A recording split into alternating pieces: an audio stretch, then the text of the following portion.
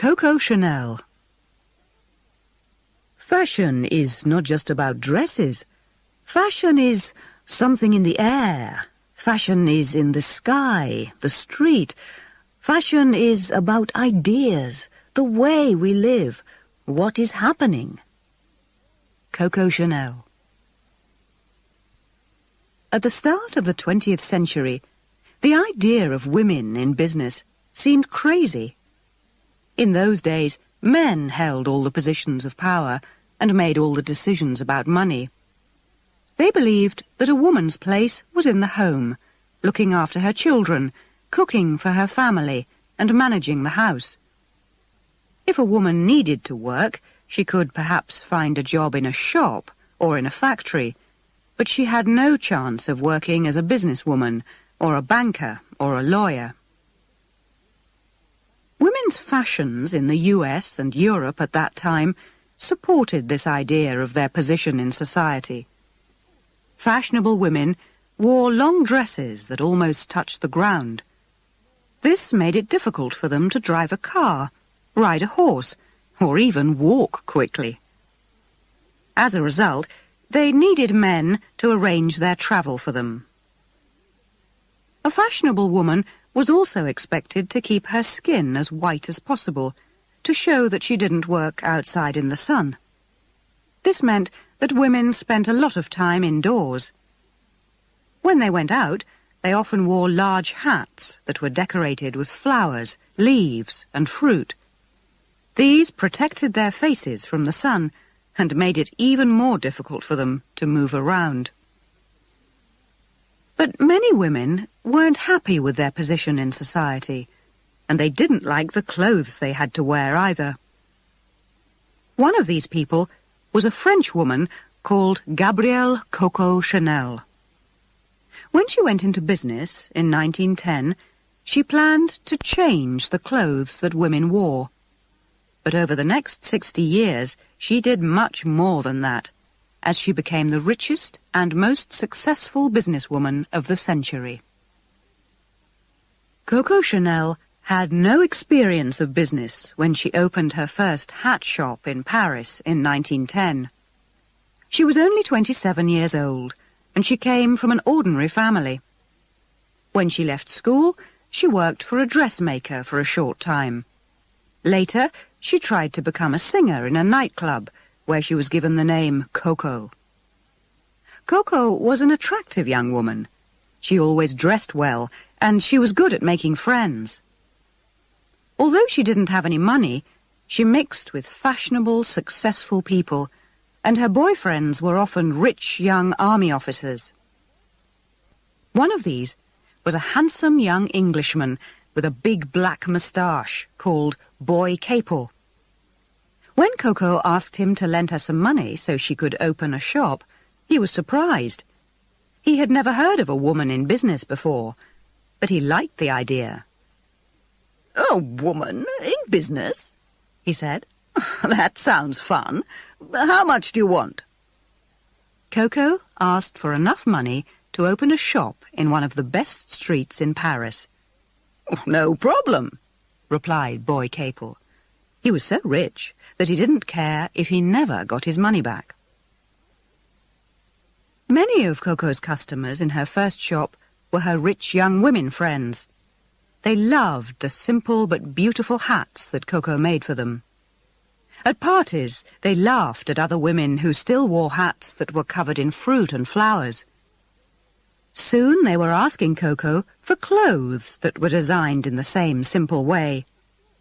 Coco hated the long dresses that fashionable women wore, and so she was happy to make dresses and skirts that were much shorter and reached just below the knee. She also persuaded her customers to wear loose jackets and blouses that allowed them to breathe more easily. Again, the rich, fashionable young women of Paris loved Coco's new ideas, and her shop started to do well. In 1913, Coco asked Boy Capel for more money because she wanted to open a second shop, this time in the French seaside town of Deauville. In summer, the streets of Deauville were full of fashionable people from all over Europe, Russian princesses mixed with English ladies and the daughters of German businessmen, and they were all looking for clothes in the latest style. After her success in Paris, Coco was sure she could offer all of them something special. She was right. The young women in Deauville loved her simple hats, loose jackets, and skirts and dresses that reached just below the knee. Coco made plenty of money in her first year in Deauville, and in her second summer she expected to do even better. But then, for everyone in Europe, everything went wrong. In June 1914, in Sarajevo, Bosnia, a young student called Gavrilo Princip shot and killed Archduke Franz Ferdinand, an important person in the Austrian royal family. 2 months later, almost all the nations of Europe were fighting one of the worst wars in history. In August of that year, the German army marched through Belgium and into the north of France. The French army was not prepared for this, and soldiers rushed to defend their country. The British army quickly came to help, but the situation looked very dangerous. Many rich French families rushed from the north of France to the expensive hotels of Deauville to get away from the fighting. Some people were frightened, but most were in a good mood. "Don't worry," they told each other. "The war will be finished by Christmas." But after a few weeks, it was clear that they were wrong. More and more men left Deauville to go and fight in the French army. Soon the expensive hotels were changed into hospitals, full of soldiers who had been hurt in the fighting. The rich French women of Deauville saw that it was their duty to help the French army, and many of them took jobs as nurses in the hospitals or did other kinds of war work. But after a few days, they realized that it was impossible to work in their long dresses. They looked around for different things to wear. "Where can we find clothes that are stylish, but will also allow us to work?" they asked each other. They found the answer in Coco Chanel's new shop. Her simple hats, loose jackets, and straight skirts were just what these women needed. They were stylish, but they also allowed women to move around quickly. Coco was soon selling clothes as fast as she could make them. A year later, in the summer of 1915, Coco had worked so hard for so long that she was ready for a holiday. So Boy Capel took a break from his job with the British Army, and together they went to Biarritz in the south of France. The mood in this seaside town was very different to the mood in Deauville. In Deauville, everyone spent all their time worrying about the war. In Biarritz, people just wanted to have a good time and to forget about it. The town was full of young army officers who were spending a few days away from the fighting with their wives and girlfriends. There was dancing in the big hotels every night. The shops and restaurants were always busy. But the war meant that it was hard for women in Biarritz to find the sort of fashionable clothes that they wanted. Coco immediately saw a business opportunity. She realized that women in Biarritz wanted a different style of clothes from women in Deauville. These women wanted to go out and have fun. They wanted to look good, and they didn't really care how much they paid for their clothes. "Don't you see?" she said to Boy. "This could be a new direction for the business. In Biarritz, I can sell clothes that are modern and simple, but that also allow women to feel beautiful and to enjoy themselves." Boy Capel put his fingers to his big black moustache and thought for a moment. "And," added Coco, "I think women will also pay a very good price for these clothes, if we can sell them in the right way." "What do you mean?" asked Boy. "Well," said Coco, "these clothes need to have a new look. The Chanel clothes in Biarritz will not just be clothes for rich women who work. These clothes will make women feel good when they wear them. Boy wasn't sure about the idea. But where will you get the cloth for these clothes? He asked. No other designer can get cloth at the moment. We are in the middle of a war, you know. Don't worry about that, said Koko. I'll find the cloth. I just need the money. Money? Said Boy Capel. Oh, no problem. I've got plenty of money. Boy Capel sounded confident, but as he lent more money to Koko, he never really expected to see it again. But Koko's idea was quite right. She found that she could still buy cloth across the border in Spain, which wasn't fighting in the war. Then she rented an expensive house in the middle of the town and hired 60 women to make her new dresses. She sold the dresses for very high prices, but women were happy to pay for them. They were so popular that people even came from Madrid to buy them. For the next 3 years, Koko travelled between her 3 businesses in Paris, Deauville and Biarritz, while the First World War continued in the north and east of France.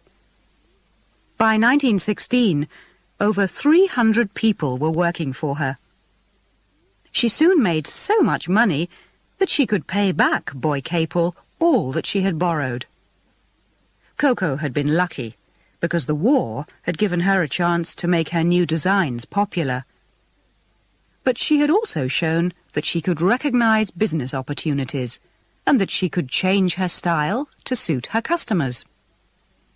When the war finished, in November 1918, Koko was ready to start the next and most successful part of her business life. The First World War completely changed European society. Millions of young men had been killed, and women now had a much more important position in society. Women had shown that they could work in offices and factories while men were fighting in the war. In many countries, women were now allowed to vote for their government for the first time.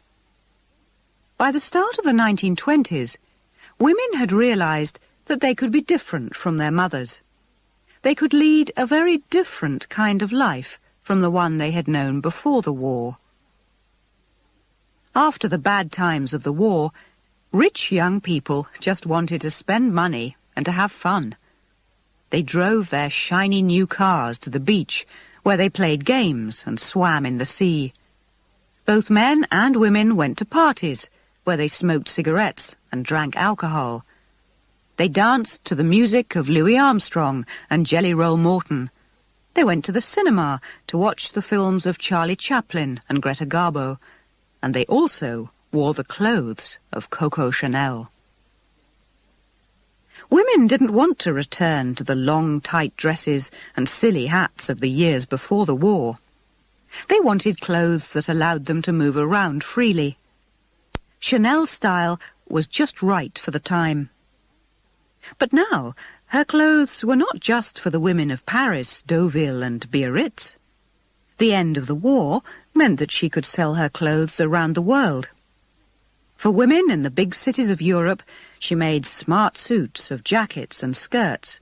And for women on holiday, she designed special beach clothes. In the US, her dresses were so successful that a magazine even compared them to the Ford motor car. Coco's business grew and grew. But Coco didn't just think about clothes.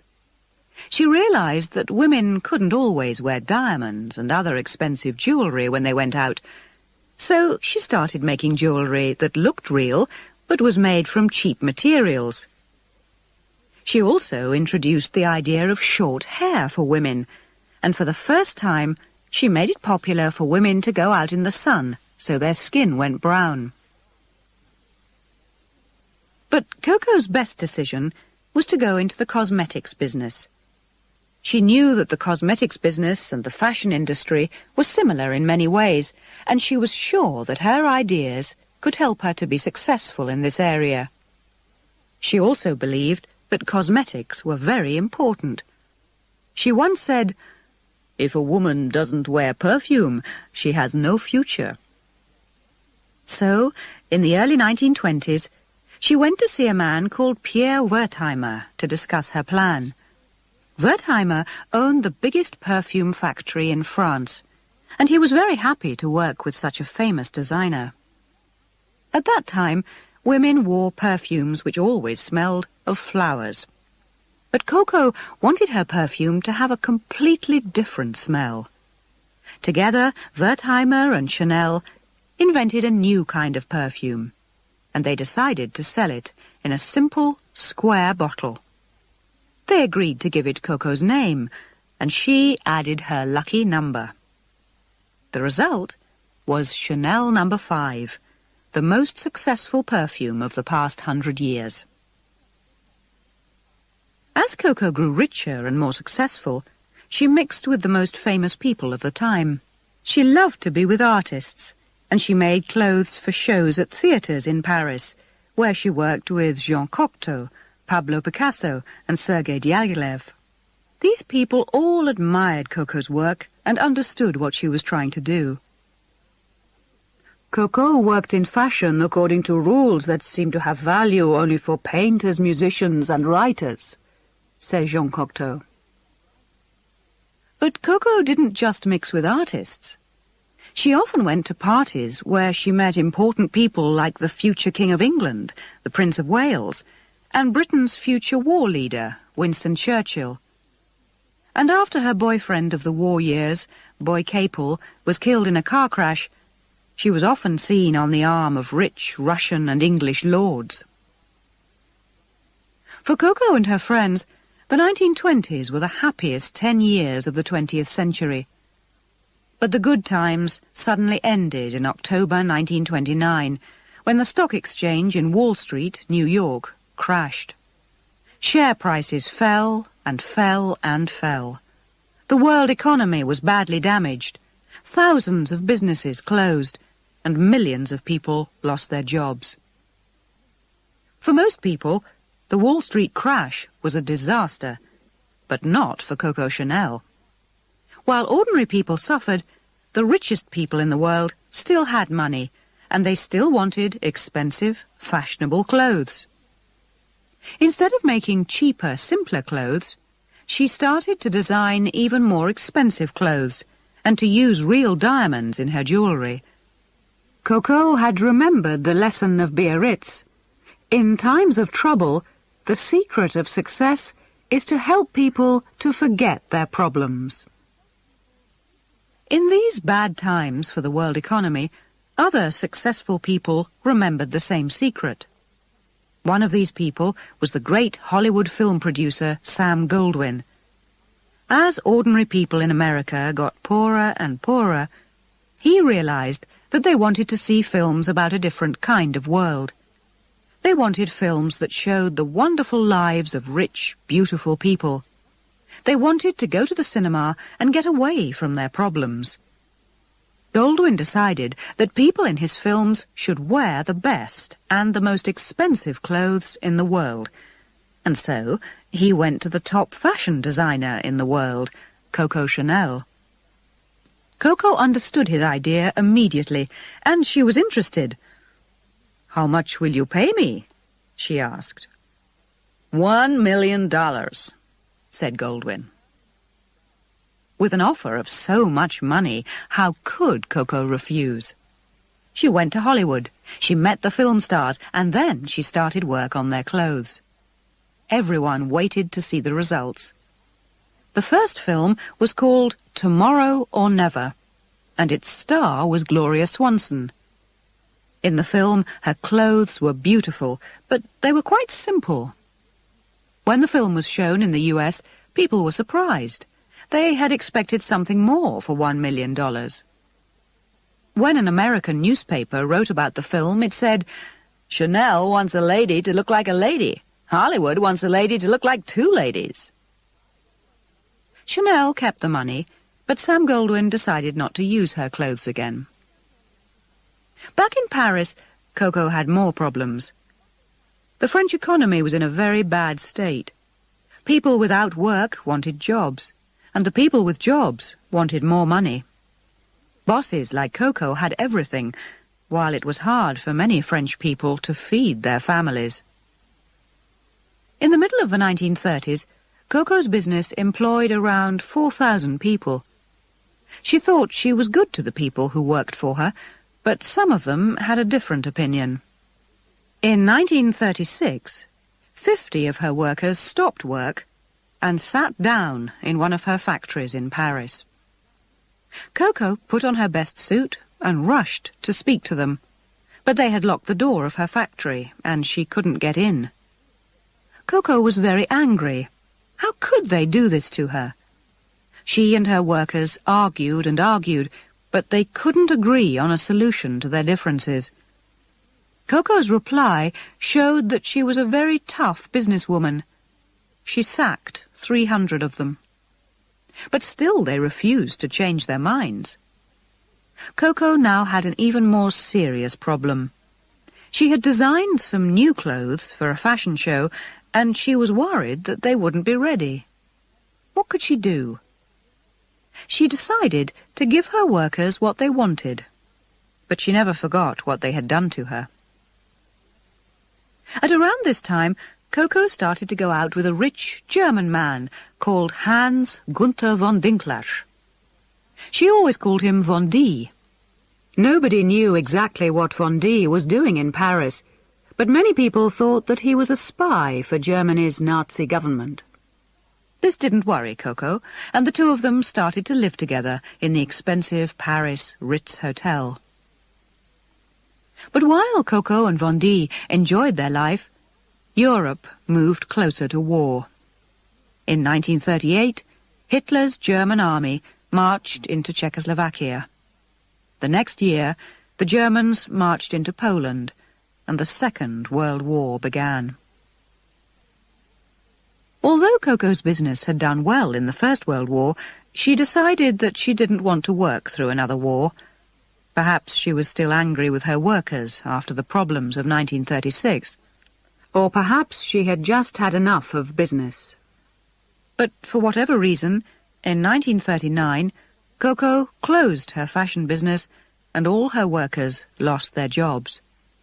Many people were angry with her and asked her to change her mind, but she simply told them, "This is no time for fashion." Through the winter of 1939 and into 1940, the French people waited and worried. In 1940, the German army arrived and took control of Paris. Many French people started secret groups and continued to fight the Germans, but not Cocoa. She was happy in her rooms at the Ritz Hotel with her German boyfriend, and she just wanted to enjoy her life.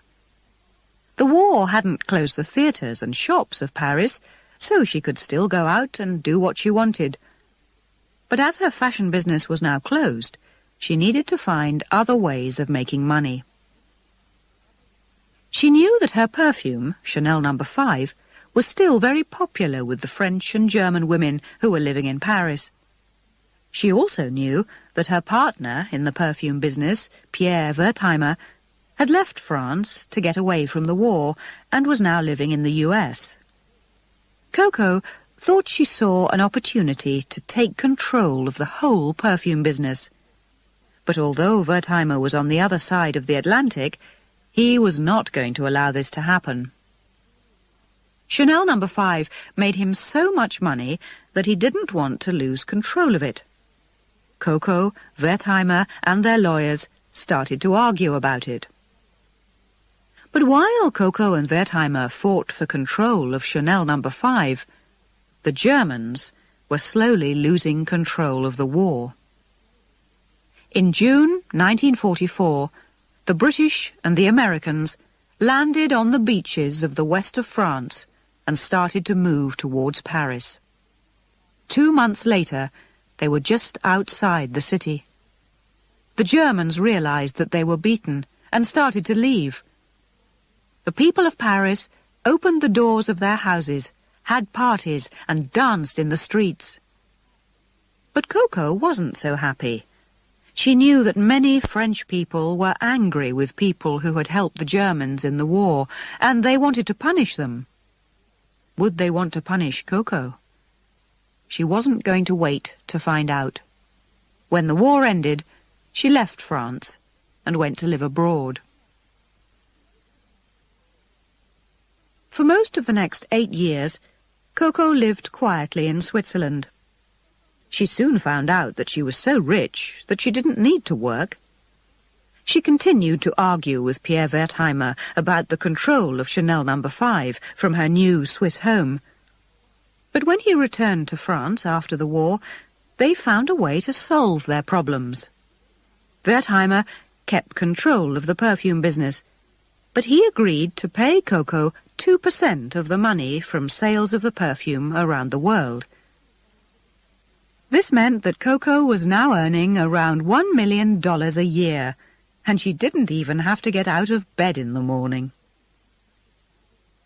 As the years passed, some people still remembered the beautiful Chanel clothes from the years before the war, but they soon forgot the rich old lady who had designed them. Although Coco now had everything that she wanted, she didn't really like her new life. She had loved her work, and now she missed the world of fashion. She still read fashion magazines and looked carefully at all the new designs. But Coco found that more and more often she didn't like what she saw. The new star designer in the fashion world was a Frenchman called Christian Dior. In 1947, he produced his new look. His shirts and jackets were tight and made it difficult for women to breathe. His skirts and dresses were narrow at the waist and wide at the bottom, and they reached down to women's shoes. Women loved Dior's clothes. They were very different to the boring clothes and uniforms that they had had to wear during the war years. They were also very different to the Chanel look of the years before the war. Every year, Christian Dior's new look made Coco more and more angry. In 1953, she decided that she couldn't sit and watch and do nothing. She had to return to the fashion business. She returned to Paris and started to design new clothes for a fashion show the next year. Many people thought she was crazy. "What does a 70-year-old woman know about modern fashion?" they asked. "Doesn't she know that times have changed?" But Coco didn't listen, and on the 5th of February 1954, she introduced her new designs at a fashion show in Paris. The show was a disaster.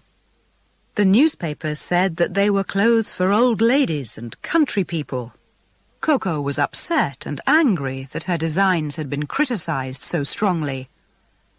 "These people just don't understand," she said. "It's true that I'm old, but I'm still one of the greatest designers in the world.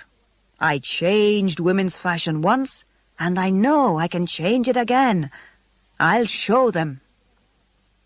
So Coco didn't return to Switzerland, and she didn't stop working. The next year, she produced some different designs for another fashion show, and this time many people liked them. The year after that, there was another new show, and more people started to admire her clothes. By the end of the 1950s, she was again one of the most important fashion designers in the world. During the 1960s, rich and beautiful women from all over the world visited Coco's offices to ask for advice and to buy new suits and skirts and dresses. Coco was rich and successful, but nobody really knew if she was happy. For the final 17 years of her life, she lived alone in the Ritz Hotel in Paris.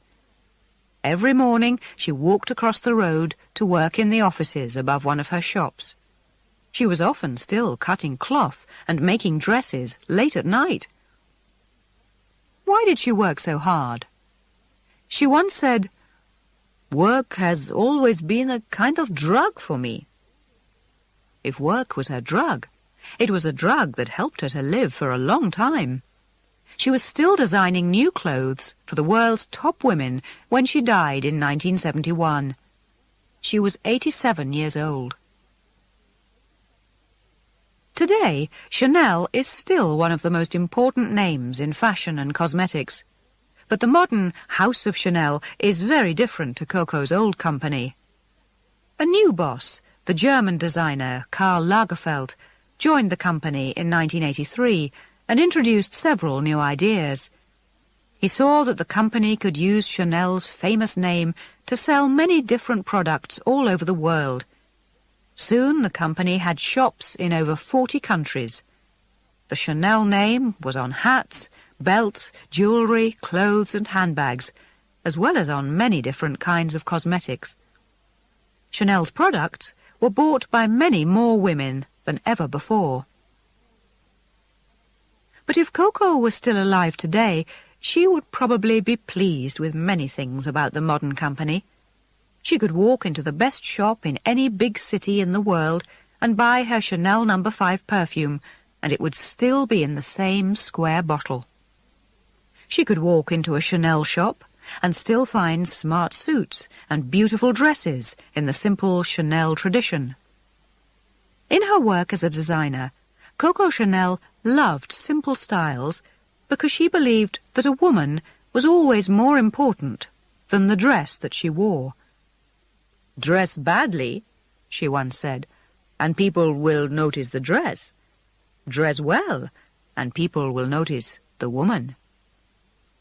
In her life, people noticed Coco Chanel, not just because of wonderful clothes, but also because she was the first and most successful international businesswoman of the 20th century.